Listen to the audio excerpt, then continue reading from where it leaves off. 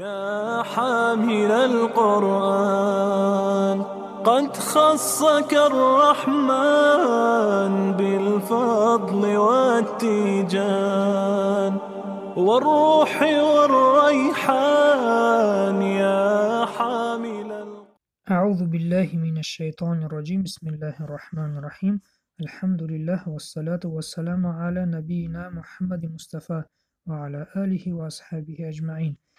يا حامل القرآن. درس امروزه قاعده های میم سکون. سوال: میم سکون چند قاعده دارد؟ جواب: 3 قاعده دارد. یکم ادغام شفوی یا ادغام مثلین با غنش گویند. دوم اخفاء شفوی. سیوم اظهار شفوی.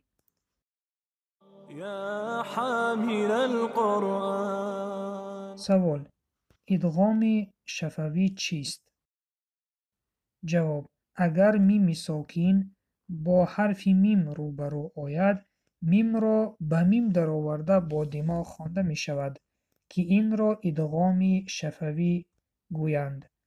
مثال: لکم ما علیهم مؤصده. لکم ما علیهم مؤصده. يا حامل القرآن. سوال: اخفای شفوی چیست؟ جواب: میم ساکن با حرف ب روبرو آید، میم را به جای حرف ب می برآمدگی پنهان کرده کمی با دماغ خوانده می شود که این را اخفای شفوی می نامند. مثال: ربهم بهم ترمیهم بحجاره. ربهم بهم ترمیهم بحجاره. يا حامل القرآن. ایضاح: در وقت تلفظ کردن این قاعده لبها را با یکدیگر میرسانیم و سخت پخش نمی کنیم. يا حامل القرآن. سوال: اظهار شفوی چیست؟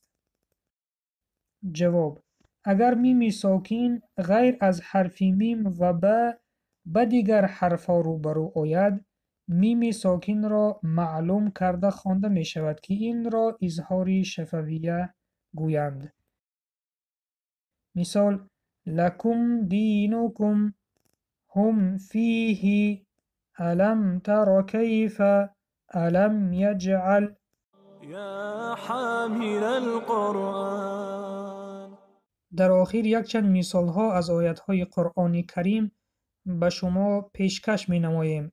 مرحمت تماشا کرده و قاعده های درست تلفظ کردن میم سکون را از خود کنید.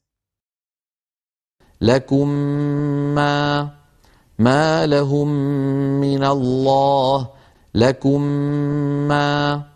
ما لهم من الله.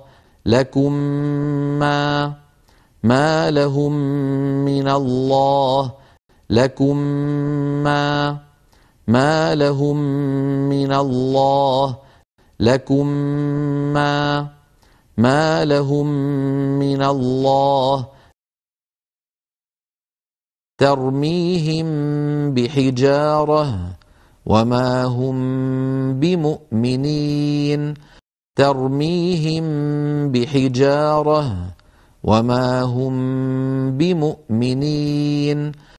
ترميهم بحجارة وما هم بمؤمنين. ترميهم بحجارة وما هم بمؤمنين. ترميهم بحجارة وما هم بمؤمنين.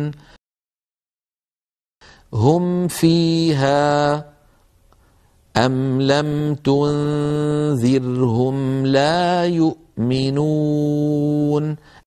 هم فيها أم لم تنذرهم لا يؤمنون.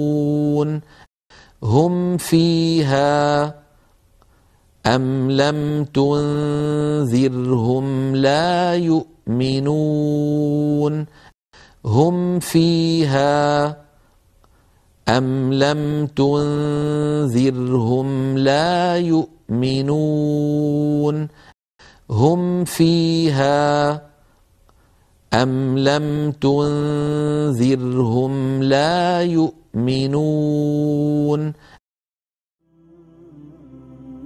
درس امروزه را به آخر می رسانیم. خداوند آموختن علم تجوید را به هر یک ما و شما آسان می گرداند و سلام بر آن شخصانی که راه هدایت را پیش گرفتند.